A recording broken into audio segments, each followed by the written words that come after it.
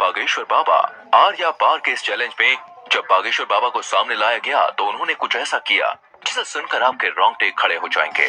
आसाराम बापू से लेकर निर्मल बाबा तक हमारे देश ने एक से बढ़कर एक साधु बाबाओं को देखा है, लेकिन इस वक्त हर जुबान पर सिर्फ एक ही नाम है और वो है बागेश्वर बाबा का, यानी कि धीरेंद्र कृष्ण शास्त्री का।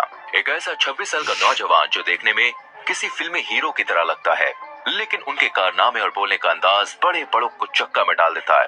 पर फिलहाल तो दोस्तों बागेश्वर बाबा खुद चक्कर खा रहे हैं और पुलिस इनके पीछे पड़ी है।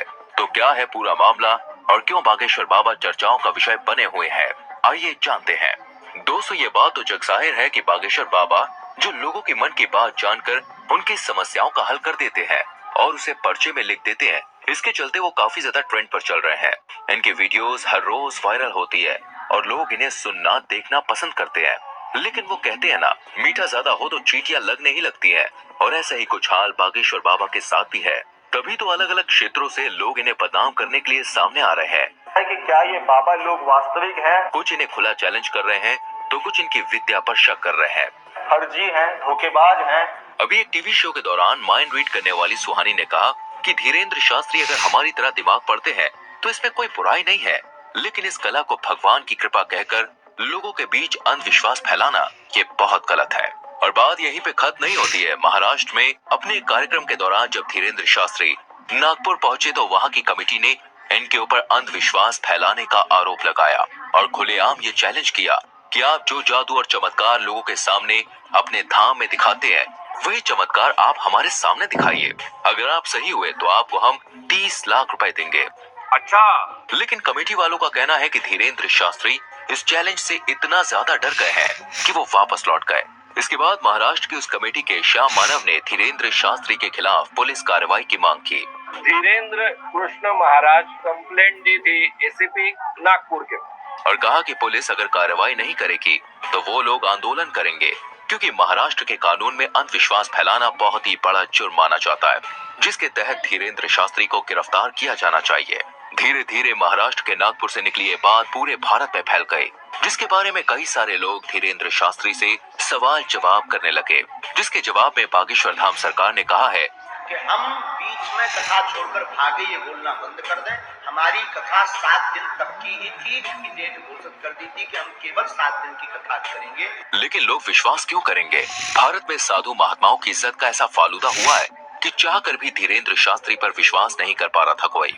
बड़ी बड़ी मीडिया कंपनी लगातार उनके चमत्कारों पर सवाल उठा रही थी और इन्हीं सारी चीजों से तंग आकर एक दिन बागेश्वर धाम सरकार ने सभी को अपने दरबार में बुलाया और कहा कि मैं नहीं बताऊंगा कि किसकी अर्जी लगी है। स्वयं छट जाइए, देखो नहीं तो विरोध होगा, नहीं तो ये कहेंगे तो जी किससे सेटिंग है। आप लोग खुद अपने लोगों को खड़ा करिएगा और मैं उनकी परेशानियां और उनके मन की बात पहले से ही कागज पर लिख दूंगा और आप जिसको बहन जी लेकर आएंगे उसी का पर्चा ये निकलेगा। और जब ये चीज हुई तो हर कोई देखता रह गया। आपने अपनी समस्या बताई थी क्या? अपना नाम बताया था क्या? क्योंकि बागेश्वर धाम सरकार ने वाकई में सारी सच्चाई पहले से ही लिख रखी थी। बिल्कुल सही है, बिल्कुल सही। किसी को यहाँ बताया था? नहीं, मैंने ये सब कुछ देखने के बाद लोगों की बोलती बंद हो गई, लेकिन बागेश्वर धाम सरकार के ऊपर उठने वाले सवालों का सिलसिला अभी खत्म नहीं हुआ। इनकी कही हर एक बात को लोग विवाद बनाकर खड़ा कर देते हैं और ये बात सच भी है। आज बागेश्वर खुद ही फेमस हो जाता है। बड़े बड़े न्यूज चैनल घंटों केवल इन्हीं के बारे में बात करते हैं और लोग बड़े मजे से सुनना देखना पसंद करते हैं। अभी कुछ समय पहले जब बागेश्वर धाम सरकार ने बुलडोजर चलवाने की बात कही थी तब भी काफी ज्यादा कंट्रोवर्सीज खड़ी हुई थी, जिसके बारे में एक इंटरव्यू में जब धीरेंद्र शास्त्री से पूछा गया तो उन्होंने बड़े साफ शब्दों में कहा कि धर्म और ईश्वर उनके माता पिता के समान है और अगर कोई उनके माता पिता पर पत्थर मारेगा तो वो भी शांत नहीं रहेंगे।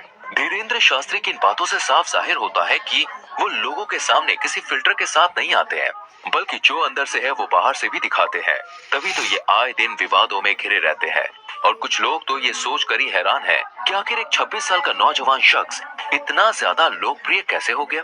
कैसे करोड़ों लोग आज उसके भक्त हैं और उसके धाम पर लोगों की लंबी लाइन लगी रहती है। तो दोस्तों इसका सीधा सा जवाब है ईश्वर की कृपा। जी हाँ, वो कहते हैं ना, ऊपर वाला अगर किसी पर मेहरबान हो जाए तो मिट्टी भी सोने में बदल जाती है। और धीरेंद्र शास्त्री तो खुद को बालाजी महाराज यानी कि हनुमान जी का सबसे बड़ा भक्त कहते हैं। मध्य प्रदेश के छोटे से गांव में जन्म लेने वाले धीरेन्द्र शास्त्री के दादाजी भी पूजा पाठ का काम करते थे और बागेश्वर धाम लगाते थे, लेकिन इनके दादाजी उतनी प्रसिद्धि प्राप्त नहीं कर पाए जितनी आज धीरेन्द्र शास्त्री ने कर रखी है। इनके पास कुछ ऐसी शक्तियां हैं जिनकी मदद से आज ये सामने मौजूद व्यक्ति के बिना बताए ही उनकी परेशानियों को समझ जाते हैं और उसे पर्चे में लिख देते हैं। बागेश्वर बाबा ये तक समझ जाते हैं कि सामने वाला सच कह रहा है या फिर नहीं। उनके द्वारा पर्चे में लिखा गया एक एक शब्द 100% सत्य होता है, जिसका सबसे बड़ा प्रमाण यह है कि आज तक इन्हें कोई भी झूठा साबित नहीं कर पाया है। मीडिया से लेकर पुलिस वालों तक लोगों ने इनके खिलाफ खूब बातें की, लेकिन उन बातों को साबित करने की हिम्मत आज तक किसी में नहीं हुई। असल में होता यह है कि जिस किसी भी शख्स की अर्जी को बालाजी सरकार स्वीकार कर लेते हैं, उस व्यक्ति को या तो उसके परिवार के किसी भी व्यक्ति को लगातार 2 दिन सपने में बंदर नजर आते हैं। और ये कोई कही सुनी बात नहीं है दोस्तों, बल्कि जितने भी लोग अर्जी लगाने आते हैं उन्होंने खुद इस बात को स्वीकार किया है। लेकिन अब मीडिया वाले कहाँ लोग कि भाई बात मानेंगे, उन्हें तो हर चीज का सबूत चाहिए होता है। इसलिए कई सारे मीडिया हाउस वाले बागेश्वर बाबा के दरबार में भक्त बनकर भीड़ में इकट्ठा हो जाते हैं ताकि देख सकें कि धाम के अंदर असल में होता क्या है। लेकिन चमत्कार देखिए, जब जब मीडिया वाले दरबार में आए तब तब बाबा उन्हें पहचान लेते हैं और उनकी पोल सभी के सामने खोल कर रख देते हैं। ये सब कुछ देखने के बाद मीडिया वाले भी बाबा के सामने घुटने टेक देते हैं और चुपचाप वहाँ से 9-2-11 हो जाते हैं। ये चीज 1-2 नहीं बल्कि सैकड़ों बार बागेश्वर धाम सरकार के दरबार में हो चुकी है। बागेश्वर धाम एकमात्र ऐसा धाम है जिसने साइंस और टेक्नोलॉजी की भी होश उड़ा कर रख दी है और लोग अभी भी सोचने पर मजबूर हैं कि आखिर ये सब कैसे हो सकता है। क्योंकि अगर धीरेन्द्र शास्त्री से पूछा जाए तो वो साफ कहते हैं कि ये सब कुछ उनके दादाजी और हनुमान जी की कृपा की बदौलत है। ईश्वर उन्हें शक्तियां देते हैं जिससे वो लोगों के मन की बात को समझ जाते हैं और उन्हें दूर कर पाते हैं। और ये सब कुछ अचानक से नहीं हुआ, बल्कि दोस्तों इन शक्तियों को प्राप्त करने के लिए धीरेन्द्र शास्त्री ने सालों तक हनुमान जी की तपस्या करी। 12 साल की उम्र से ही धीरेन्द्र शास्त्री बालाजी के ध्यान में लग गए और उनकी सेवा करने लगे, जबकि पूजा पाठ के कामों में वो बचपन से ही लगे रहते थे। आज ये उस स्तर पर पहुंच गए हैं जहां इन्हें हर लोगों के मन की बात को समझने में बिल्कुल भी समय नहीं लगता। ये जो कुछ भी कह देते हैं वो पत्थर की लकीर हो जाता है जिसका सच होना तय है और इसका कई बार उदाहरण भी देखा जा चुका है।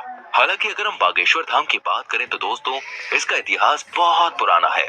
लोगों की मान्यताओं के अनुसार बागेश्वर धाम मंदिर चंदेल कालीन युग का है। सन 1986 में ग्राम वासियों के द्वारा मंदिर का निर्माण किया गया था।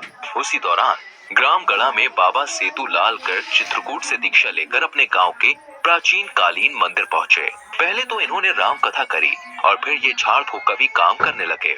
लोगों के अंदर मौजूद बुरी शक्तियों को अपनी एक फटकार से भगा दिया करते। लोगों का कहना है कि जो कोई भी भूत प्रेत की शिकायत लेकर उनके दरबार में जाता था वो हमेशा हमेशा के लिए ठीक हो जाता था और इसी वजह से बागेश्वर धाम लोकप्रिय होता चला गया।